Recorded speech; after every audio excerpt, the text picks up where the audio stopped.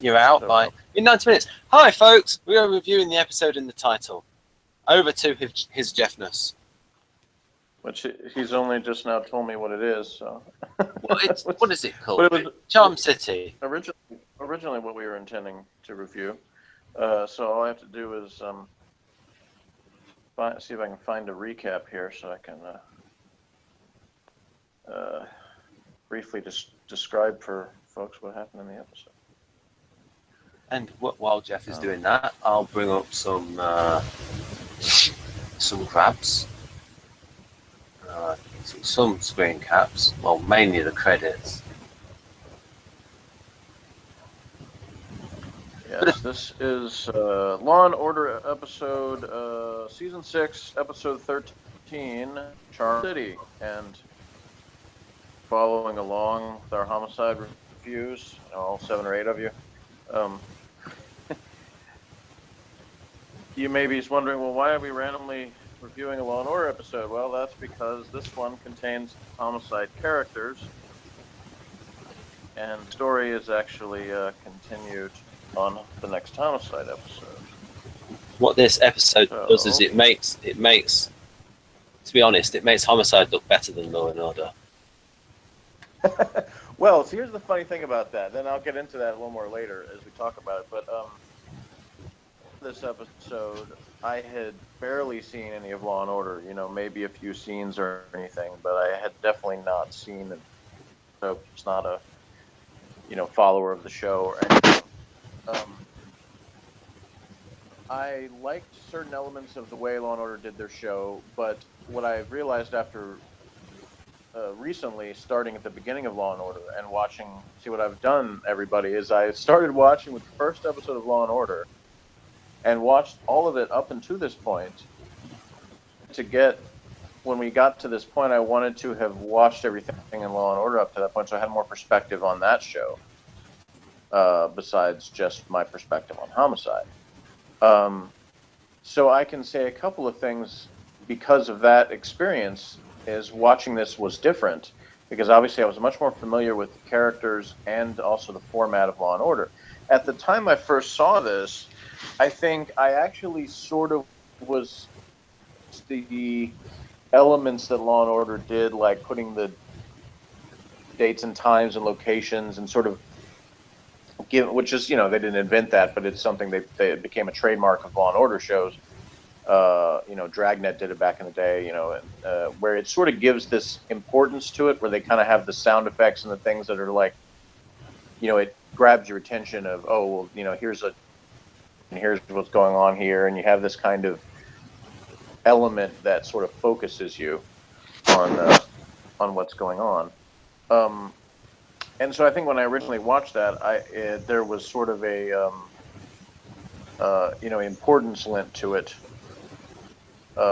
That I'm going to have. And that's not a diss on homicide. It's just a matter of there was something about it that sort of had this sort of official feel to it because of that. I'm still stalling because I'm looking for... This is basically the only thing I've found so far is a very brief recap. It says a subway station gas attack that took place in a Baltimore church 5 years earlier brings Baltimore homicide detectives to New York to assist Briscoe and Curtis in apprehending the prime suspect in both incidents. That's what they call the overview on TV.com, but apparently nobody wrote a actual full recap of the episode, at least not that I've been able to find yet. 2nd, 1996 on NBC was a Wednesday, because I think Law & Order at that time aired on Wednesday, like Fridays. Had to wait a couple.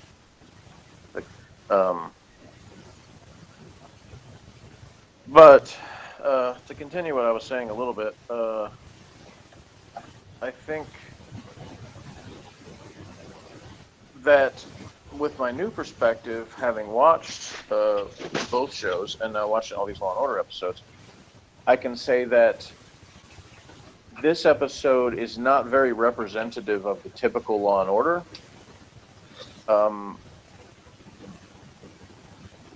But that's the funny thing is what you said about homicide is the reason I watched this, I found myself saying, well, and watching the two parts, the one I watched the Homicide episode thinking, well, Homicide is show, and I still think it is. However, I like Law and Order quite a bit also, now that I've watched a lot more of it. But it's a very different style of show, and I actually have more respect for the two writers. That's Rene Balcer, how do you say that, and Jorge Zamancona, one of which is a regular Law and Order writer, and the other which is a regular Homicide writer, and they teamed on this script. Very good job of fusing the two shows in a way, making it a believable plot, and the characters, fitting in. It really seems kind of seamless, and it doesn't. There's not, to me, this big jarring thing. Like even when they switch to the Homicide set and they show, the Homicide characters, it doesn't feel like, oh, we just had this weird thing piped in from another show. It seems to all be, and things are put together well. Most of the time, though, I think that would have had I didn't like the defense attorney, and to me, like, they usually, even though they have some smarmy attorneys, they usually have ones that seem like they're better than that guy. And he just came off to me as just, compared to a lot of the people they have on as their defense attorneys, which are sort of billed as the enemy on Law and Order because the main characters are the prosecutors when it comes to the law part of it. So it makes it kind of, you're the defense attorney is sort of portrayed as being the enemy, but when they have an effective job, then you buy that character, and you sort of, it's sort of like you have respect for that person doing their job, trying to defend whoever it is. And in this one, they just made him completely unlikable. He was just this jerk trying to, appeal to racist tendencies on the jury. So and that part was kind of lame. But just to butt in, that was all right. You can buy until his final couple of sentences about, effectively acquit him and send a message. That bit. Yeah, that's the thing. That is fascinating. To me, he very well could have lost jurors from that would have actually voted to acquit because they had reasonable doubt, but because they couldn't stand him so much, they would decide to convict the guy. That's the thing, is when you have that kind of defense, there's a chance you might appeal to someone with that, but there's a chance you could turn off even more people. Yeah, I think that was an example. Those final 2 or 3 sentences of his speech, of where the writers lost discipline, and because before then he was like making hints, and it was more subtle when he was appealing to the prejudices. That was, to me, my least favorite part of the episode, is that the caricature of the defense attorney, because a lot of the rest of it was well done. And I guess to give a little bit further recap, basically what happens is when they find out, it's the Baltimore, it's supposedly the same guy, same suspect as the Baltimore, that Pendleton and Bayless come to New York and kind of conduct their own investigation while the others are there, because the New York people are basically like, hey, we'll take care of it, don't worry. It's our case. But of course, Pendleton doesn't take that for an answer. And then when he actually gets a chance to talk to the suspect, then he basically gets a confession out of him, but then they say it's inadmissible because he said he didn't want to talk. The consistency about that, which I didn't know, of course, like I said, I hadn't really watched Law and Order. Now that I have, I can say that there's been plenty of times in previous episodes where the Law and Order cops have continued to talk to a suspect who said talk. So it was a little bit contrived to have this thing with Pendleton went too far, because there's plenty of times on Homicide where they've showed where Pendleton probably really has gone too far in something, but this one was so minor compared to those things that, to me, that part was a little contrived. So these credits, are these like anything that stands out? But let's go from the start. Say you, first of all, Charm City, are they taking the piss? Well, yeah, that's a nickname for Baltimore, so. Oh, I thought that was people taking the piss out of New York. No, it's actually, that's a nickname for Baltimore. So that they sort of are doing, playing up a little bit of a rivalry. New York people seeing Charm City as a sarcastic thing. As far as the cast goes, Jerry Orbach, longtime actor, and probably best knows him, if they don't know him from this, as the voice of the Candlesticks guy in Beauty and the Beast, the Disney movie. But he's done a lot of things, including various things, which is why he got cast in this. Seems to speak in one-liners. Benjamin Bratt, has had at least a little bit of a movie career. I know, he was in the Miss Congeniality movies with Sandra Bullock. I know that. I don't really remember. I think he once was romantically involved with Julia Roberts. Could be.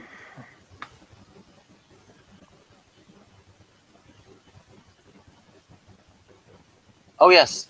So, does this guy always talk in one-liners? Well, I don't really know how to answer that. I don't think that he does completely. No. Right. Okay. I mean, obviously, I like Avon in Blade 7, who talks a lot in one-liners. So it's the balance. It's more of a taste thing. Well. I still don't know exactly how to pronounce her name. I guess Ipatha is what I'm guessing as her first name. Yeah, that sounds about right. She's the lieutenant. The equivalent of G, I suppose. Yeah, she's nowhere in G's league, but but yes, on this show. Yeah. It's funny, when the show started, they actually had a captain as the head of their division, but he transferred to another department, and that was another network interference thing. Homicide was not the only show that was that, because after the first few seasons of Law and Order, the network said, you've got to add more females to your cast, because none of the main cast members are female. So they actually had to let go 2 of their main characters and replace them with women. You know what this seems like to me, based on this cast? It seems like if I was to see this in a say this was an episode of Homicide and I was to see these people, I wouldn't think that those people were from a real show. I would think that they're because they're not the same quality, in my opinion, as the people in Homicide. Because it's just that little bit less. In terms of the star power. Someone like this guy, Benjamin Bratt, he's not got the same ability as, say, Templeton. I would agree with that. I think that Orbach and Waterston and Stephen Hill are probably the strong ones in the cast, and that the other 3 are a little bit weaker. I don't think any of them are bad actors. Waterston's are really good. And I think over time they fleshed out that character more. When they started, he was a little bit too much of a caricature but I don't think it was Waterston's fault. I think that's just how they wrote the character. But they gave him a little. In fact, the episode right before this one into his character a lot, because he actually got suspended for something that his former assistant did. He has a history of getting involved with the people working for him.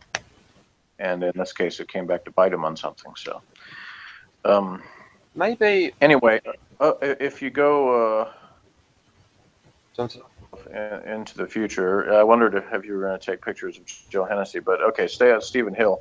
Now, anyone who thinks that Homicide has a lot of cast turnover, because by the time the show ends, there is a little bit. This was the 6th season of Law and Order, and this right here is your only original cast member who was still on the show. Wow. And even he was not in the pilot episode, but when they did, when they did the actual first episode from there, he was the. In fact, for the first 10 years, Law and Order was on the air, but everyone else had changed. Now, of course, they have a smaller cast than Homicide, because it was always basically 6 main characters. You had the detectives, whoever their chief was, and then you had the district attorney, the head ADA, and his assistant. And so you already had from the very beginning in the first season. The cast changed starting the second season. They replaced one of the detectives, or I guess it was actually halfway through the next season. They replaced that detective again. So they had already had a third detective character, and that was when Jerry Orbach joined the show. It was like halfway through season 3. So at this point, besides Stephen Hill, he was the longest tenured cast member. But then Chris Noth, who played Mike Logan, was on the show for the first 5 years. Michael Moriarty was for 4 years as Ben Stone, the first of the main ADA characters. And then, like I said, they originally had a captain, Captain Cragen, who was on for the first 3 years before they let him go. He came back in some guest roles, and then eventually he became the chief on Law & Order SVU, and that show got created. And Chris Noth came back, his character, Logan, came back on Law & Order Criminal Intent. So because they ended up having all these spin-offs, some of the characters that they wrote out ended up coming back eventually. Some of them even on the main show, because the first assistant to the executive DA, I guess as they call him, Paul Robinette, like he was one of those casualties for being male. Even he was black, and that didn't save him. They apparently wanted female characters more than black characters, so they got rid of him after the first 3 seasons. But he came back later playing a defense attorney. I mean, he was the same character, but he had become a defense attorney. So yeah, there's some cast information for you. Right. There was a scene with Lewis. No, not Lewis. With Tim and I suppose this woman here, where Tim was a little bit forward, almost Lewis-like. Yep. Well, we have seen that a little in the past in Homicides. When Bayless is attracted to a woman, he can on the charm. So he did it again here.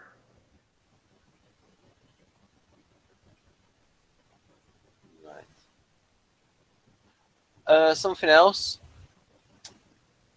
I thought the intro music, not exactly in many people's top 10s. I like it actually quite a bit, but the original version of it is better. They like another network interference was they had to shorten the theme because it was too long, and the new version, the new shorter version, was not nearly as good as the original. I mean, to me, the Homicide music is just so much more. I mean, it stands up. It doesn't seem dated. That Homicide intro sequence could have been made yesterday. Well, I agree that Homicide is better, but it's funny you call the Law & Order thing dated because they used the same one for 20 years. So, other than, like I said, they shortened it and slightly changed the music. But other than that, it stayed the same. Yeah. It still sounds like of that era. It sounds like it was made late 80s and stuff. Lasted all the way up until 2009, I guess it was the 20th year. If I got my math right. This guy wasn't. This guy wasn't the strongest,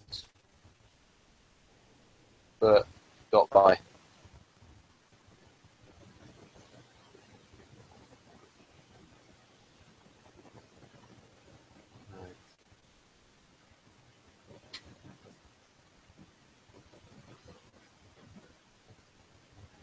Right, you mentioned these two, didn't you? Okay, so it was Michael Chernichin. So he's another one of the main writers. So it wasn't Renee Balser, but he might have been one of the producers. I don't remember on this, but yeah. But the top name is a regular Law and Order writer, and the bottom name is a regular Homicide writers. Yep. And Ed Sheeran actually has directed both. So right. I can't remember if he directed the conclusion of this for Homicide or not, but we'll find out when we watch that one. I don't remember. And then we've got some 1996 technology, or more accurately, the police always have like older equipment. So this is how they're adding. They might have had Windows 95 on there. They're not even. Look, they're here, folks. You know where they got these gaps? These where they would have had like 5-inch like floppy disks, floppy drives in there. Because they've got like these bits, you take these bits out and fit in, and then you've got the sort of the 3-inch diskettes. Yeah, for some reason I took a few of these, and then I got tired of taking them. Any of these stand out? These people? No. Right. Yeah, those date and timestamps, whatever you want to call them, with the Law and Order sound, that dun dun thing. It's interesting about, if you read the background on how they made that sound, it actually is similar to in the early days of Doctor Who, where they had the sound people that came up with some of the things like TARDIS taking off and landing sounds, things like that, because it's that Law and Order sound is actually a combination of several different things that they put into one sound effect, including several people talking and an actual judge's gavel hitting. So it's kind of interesting. But one last thing I'd say about that is that Richard Belzer had his own pet name for that sound. He called it Dick Wolf's cash register sound. Ah, very good. Yeah, I bet he's not short of cash, Dick Wolf. Now, because it was put in every Law and Order version, including Law and Order UK. From what I remember, that didn't last long. I'm not sure. I think it was like 6 or 7 years, so not as long as the American Law and Order, but still quite a while. Bloody hell. The things I miss. Right, so none of these catch your eye. So what about this second screen? Any of these? No, not particularly. How about these? Well, John DiMaggio. Is pretty well known as a voice actor. Right. He was in Futurama as Bender, the robot. Do you think he did this because he was a fan of the show? Probably did it for the paycheck, I would imagine. Right. You get paid more for a live action appearance than you do for most voice work, so that episode probably paid him more than quite a few voice acting roles. Gregory Holt as Man. Yeah, it's the part I was born to play. Then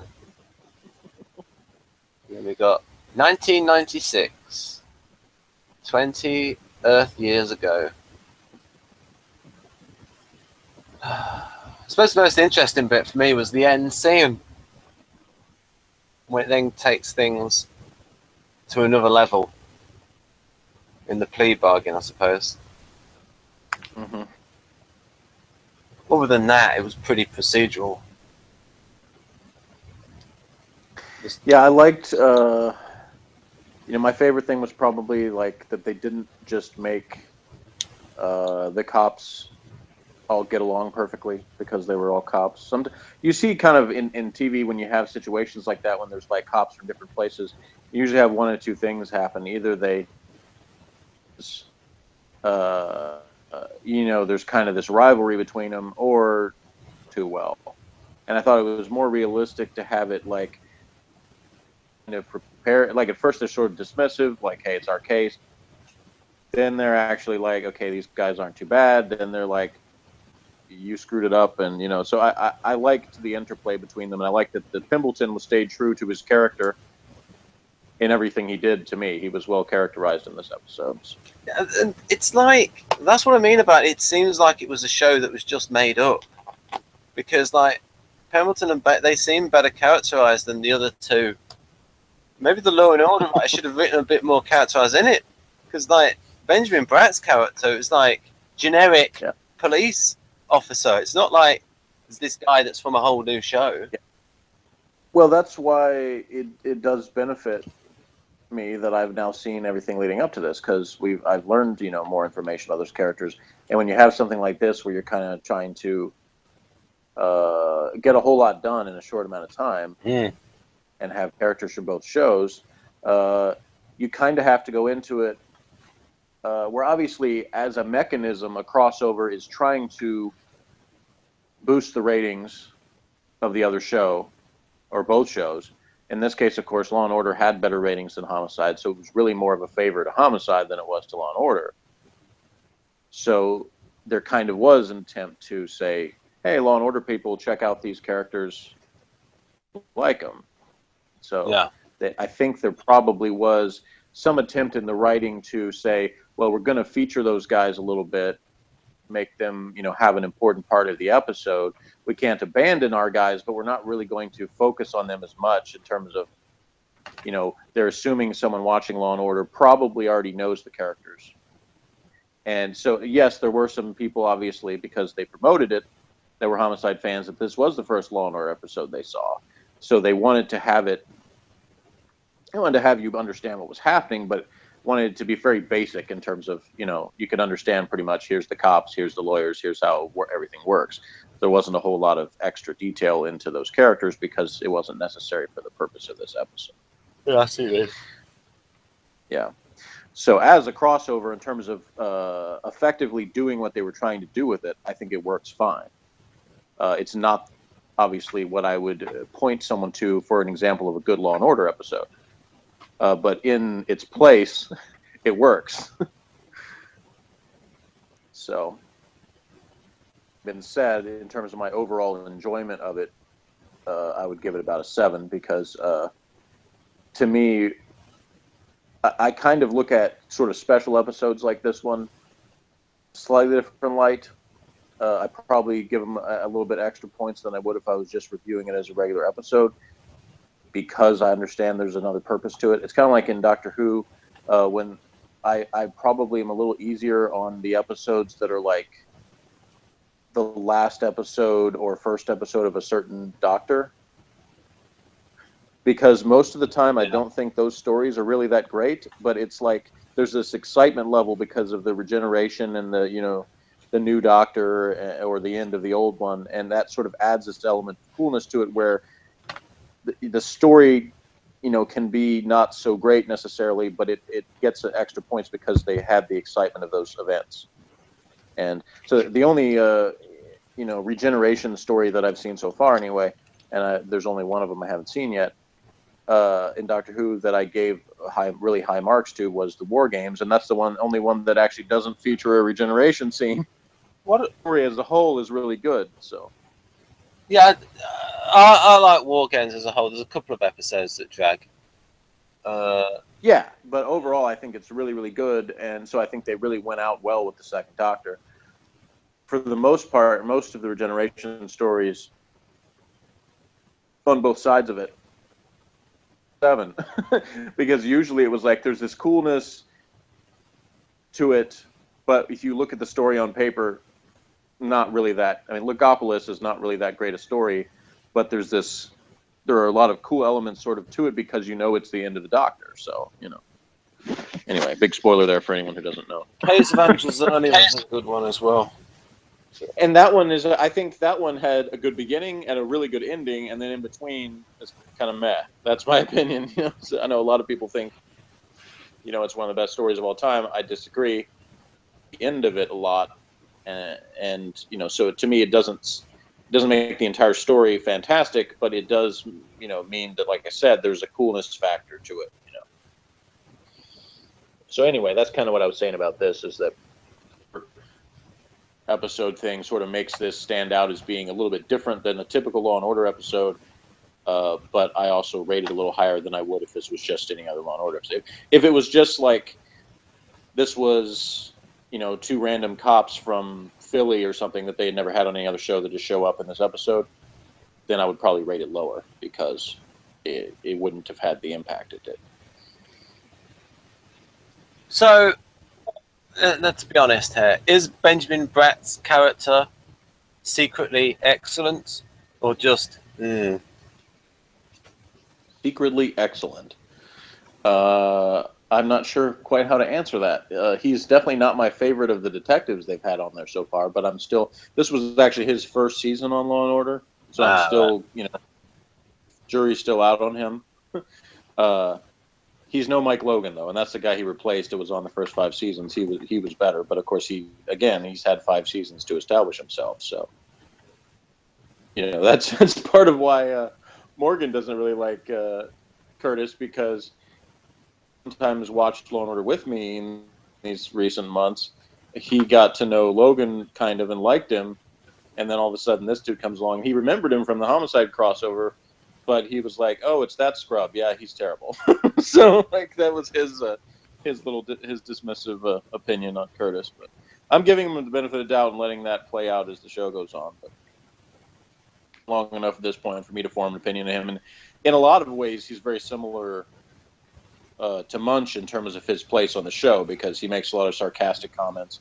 You know, he's sort of the guy that will sometimes point out things other people are missing, and he's got the past with the multiple wives, and he was an alcoholic and stuff like that. So he's kind of got a cop, but I would say he's kind of in between Munch and Bolander, because he's a little bit more down to earth maybe than Munch is, but he's not quite as conservative as Bolander. Interesting. So, which type does he most resemble? Myers-Briggs type. It's tough because I would say he's probably a TJ. It's hard for me to say, because he could be either an NTJ or an STJ. But I would say the show, because they don't really spend a lot of time delving into a lot of the ideas behind things, I would say he comes off more as an STJ because they really don't. There's not a whole lot. He's not like, he doesn't philosophize as much as Munch, I'd say it that way. And he doesn't have the conspiracy theory element like Corsetti did on Homicide. He does come across more factual in terms of what he talks about. But some of that, of course, may be that most of the people he's talking to are too, so he's just sort of speaking the language of the people he's around. Doesn't stand out quite as much as Munch in terms of being different, I would say that. So yeah, plus, you know, as you probably know, the Richard Belzer may have been adding a lot of input into the character and his own personality. Somewhat, yeah, I think somewhat. Especially, you know, as he went on and, you know, kept playing the character for many, many years. I think he probably got you know, there was somebody, I think, an interviewer that asked him once something like, you know, as you continue to play this character, did you become Munch or did Munch become you? And he kind of said, I think we sort of became some of each other. So yeah, I have heard it said that, well, Peter Cook was an ENTP, and at one point he said he didn't know who he was, who had been performing these characters. And I just wondered if you can get that bit where he could say that ENTPs lack a real sense of self, about who they really are. Maybe so. I don't know. In a lot of ways, it seems like ones that I've encountered, they'll often define themselves by their mistakes in life. Like they sort of look at, these are the things I've learned from, and so it's like they talk more about, yeah, here's the crappy stuff that's happened to me versus what the good things are, because they don't differentiate as much. It's like, well, that might have sucked, but I learned things from it, so it was good. Yeah, that's the nature of, if we're going to put a function on it, introverted feeling being so weak in the ENTP. But that's a more of a complex discussion that is about things which are not necessarily real Jungian functions, but are useful to use. All right, well, anything else about this episode you wanted to say? Yeah, I covered the main points. That